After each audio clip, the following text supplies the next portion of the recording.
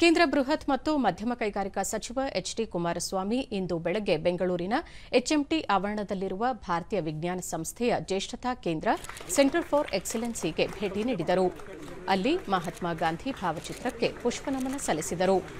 HMT ಅಧ್ಯಕ್ಷ ಹಾಗೂ ವ್ಯವಸ್ಥಾಪಕ ನಿರ್ದೇಶಕ ರಾಜೇಶ್ ಕೋಹ್ಲಿ, ಇತರೆ ಉನ್ನತ ಅಧಿಕಾರಿಗಳು, ಎಕ್ಸಲೆನ್ಸಿ ಕೇಂದ್ರದ ವಿಜ್ಞಾನಿಗಳು ಉಪಸ್ಥಿತರಿದ್ದರು.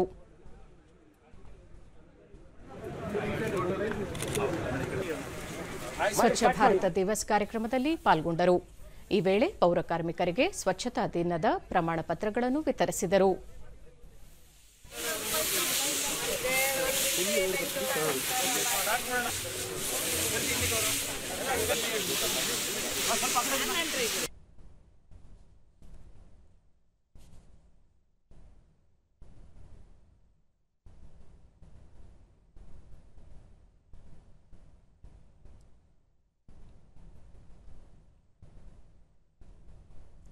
ಇದೇ ವೇಳೆ ಬೆಂಗಳೂರಿನ ಎಚ್ಎಂಟಿ ಆರ್ಟ್ ಪಾರ್ಕ್ನಲ್ಲಿ ತಯಾರು ಮಾಡಲಾಗಿರುವ ಅತ್ಯಾಧುನಿಕ ಡ್ರೋನ್ಗಳನ್ನು ಪರಿಶೀಲಿಸಿ ಅವುಗಳ ಹಾರಾಟವನ್ನು ಖುದ್ದು ವೀಕ್ಷಿಸಿದರು.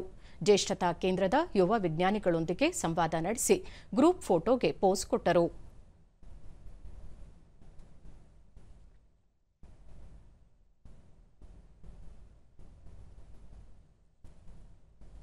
ನಂತರ ದುರ್ಗಮ ಪ್ರದೇಶಗಳಲ್ಲಿ ಬಳಕೆ ಮಾಡಬಹುದಾದ ಅತ್ಯಾಧುನಿಕ ಎಟಿವಿ ಆಲ್ ಟೆರೇನ್ ವೆಹಿಕಲ್ ವಾಹನಗಳನ್ನು ಪರಿಶೀಲಿಸಿದರು.